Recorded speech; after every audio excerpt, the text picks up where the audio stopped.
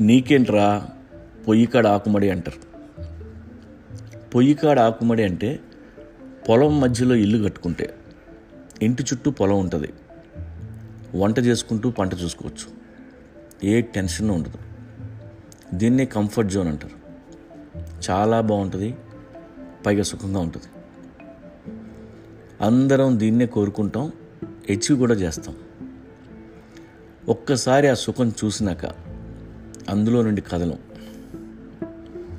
దానివల్ల మన గ్రోత్ ఆగిపోద్ది, మన లైఫ్ లిమిటెడ్ అయిపోద్ది. ఎక్కడికో వెళ్ళాల్సిన వాడు అక్కడే ఉంటావు. నేను కంఫర్ట్ జోన్లో చేసిన సినిమాలన్నీ తేడా చేశాయి. ఆ జోన్ నుండి బయటకు వస్తే కానీ నిజమైన సక్సెస్ రాదని తెలుసుకున్నా.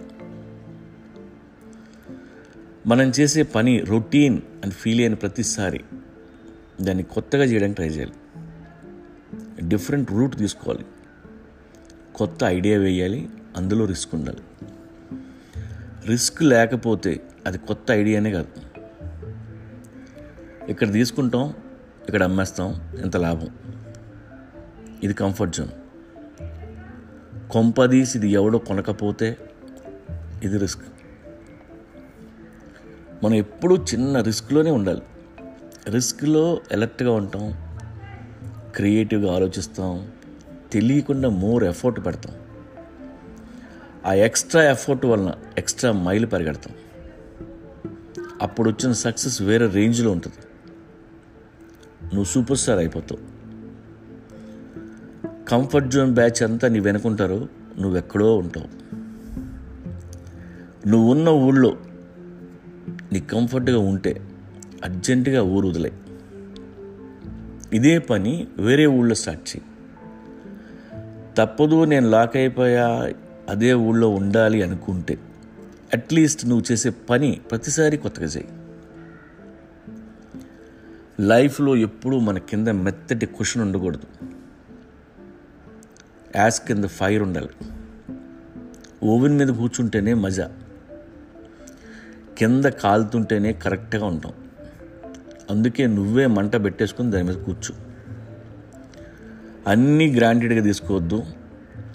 రొటీన్ తీసి పక్కన పెట్టి భయం వైపు అడుగులు వేయి. నువ్వు చేసే కొత్త పని మొత్తం నీ కంట్రోల్లో ఉండకూడదు. స్ట్రేంజర్స్తో మాట్లాడు, get more information, make a plan. ఏదైనా తేడా జరిగితే నువ్వే అకౌంటబుల్ అయి ఉండాలి. అలా పెట్టుకో. ఎప్పుడూ రెస్పాన్సిబిలిటీ నుండి ఎస్కేప్ అవ్వద్దు. మైండ్ ఎప్పుడూ పాజిటివ్గా పెట్టుకో. ఇలా కొత్తది ట్రై చేయడం వల్ల కొంపలేం అంటుకో, ప్రాణాలు పోవు. బట్ ప్రతిరోజు ఎగ్జైటింగ్గా ఉంటుంది. మీరు ఎంప్లాయ్ అయితే ఉన్న జాబ్ని కొత్తగా చేయండి, లేదా కొత్త జాబ్ చేయండి. పిట్టగోడ తెలుసు కదా.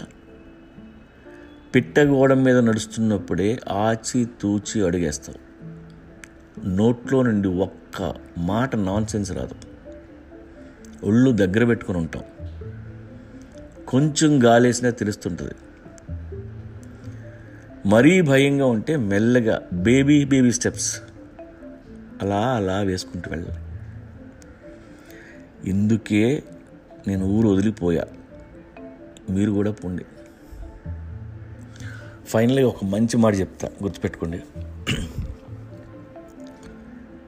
What nourishes you destroys you.